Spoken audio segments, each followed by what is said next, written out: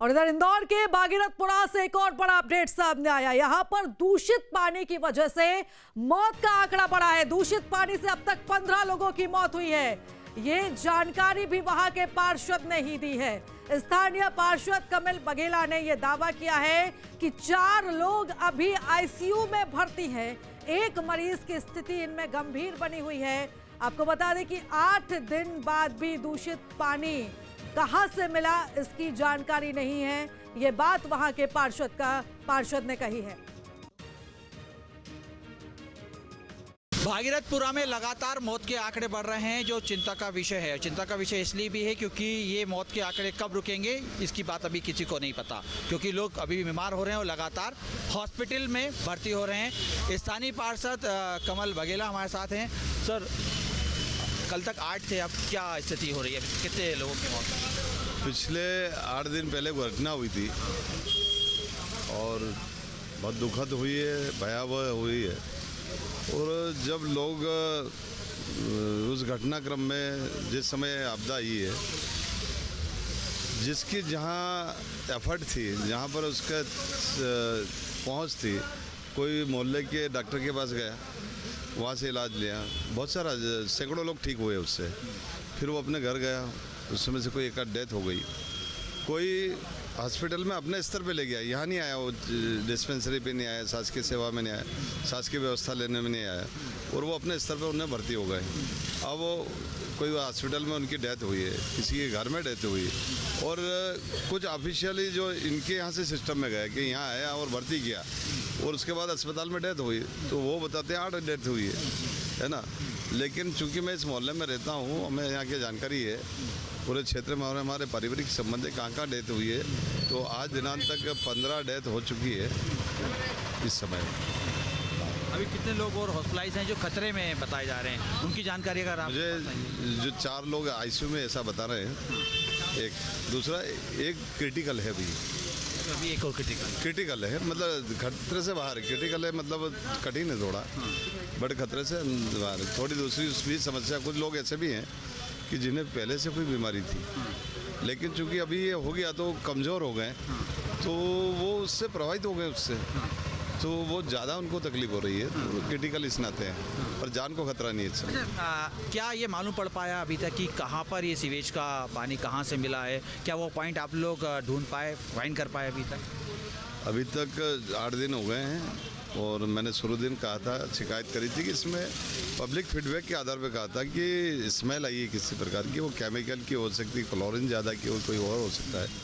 तो हमने शुरू दिन वो कहा था, और आज 8 दिन हो गए। इस क्षेत्र में कोई भी लीकेज, कोई भी टूटी फूटी लाइन, कोई भी पानी, कोई बड़ा नाला इस नर्मदा के आसपास नहीं है, और 8 दिन बाद में वो शिकायत ढूंढ नहीं पाए। अभी तक फाइंड नहीं हो पाई कि आखिर कहाँ से पानी मिल रहा है। हाँ, क्योंकि पानी उसके आसपास नहीं है। एक्चुअल में क्या होता है, नर्मदा की जो टंकी होती है उसको भरते हैं, उसको फीडरमैन बोलते हैं, तो दूर से पानी आता है।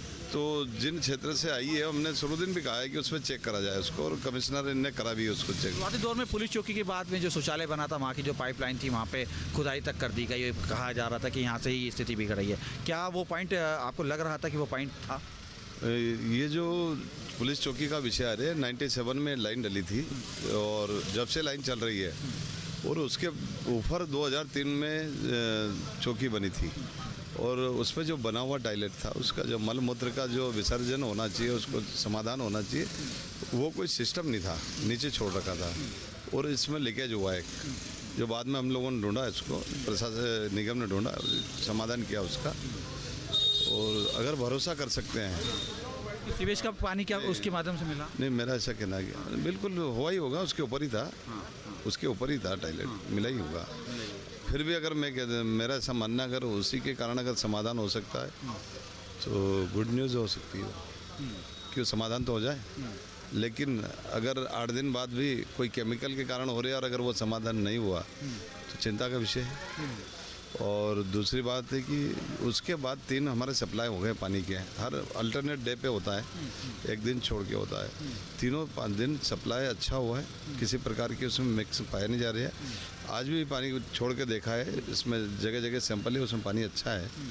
तो वो जो एक आकस्मिक शुक्रवार को हुआ है, उसका वो चिंता का विषय है, बाकी तो सिस्टम ठीक है।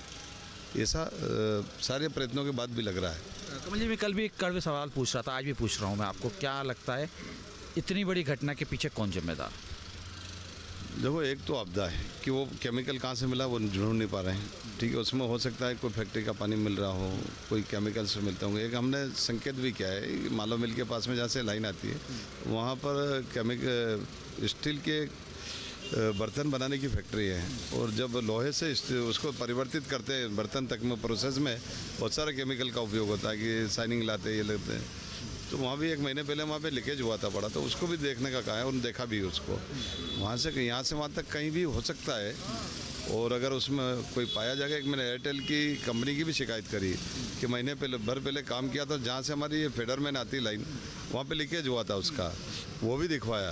तो ये हमने शिकायत करी सीएम से। आप समझ लीजिए, मैं कल तमाम लोगों से मिला, लोगों का कहना था कि हम लंबे समय से शिकायत कर रहे थे लेकिन लोगों ने सुनवाई नहीं करी।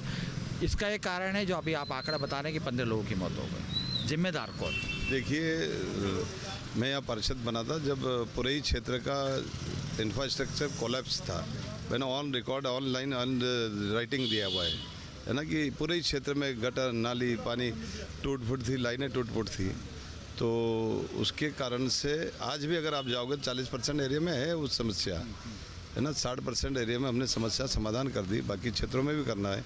फिर से मैं दोहराता हूँ बात को कि ये जो घटनाक्रम हुआ अलग कारणों से हुआ है, और उसकी जानकारी, जिम्मेदारी कौन लेगा? जिम्मेदारी निश्चित रूप से सिस्टम की है। उसमें क्या है, सब में कौन? सारे लोग हैं उसमें। आप भी? मैं भी हो सकता हूँ, मैं पार्षद हूँ, मैं बात बता रहा हूँ। मेरी जिम्मेदारी तो मैंने निभाई है। मैंने लॉइटिंग में 3 साल से कर रहा हूँ, लगातार कर रहा हूँ। इसके बाद भी अगर आप, इस्तीफे की मांग चल रही है कि स्थानीय पार्षद को इस्तीफा देना चाहिए, मंत्री को। कौन कर रहा है? कांग्रेस का।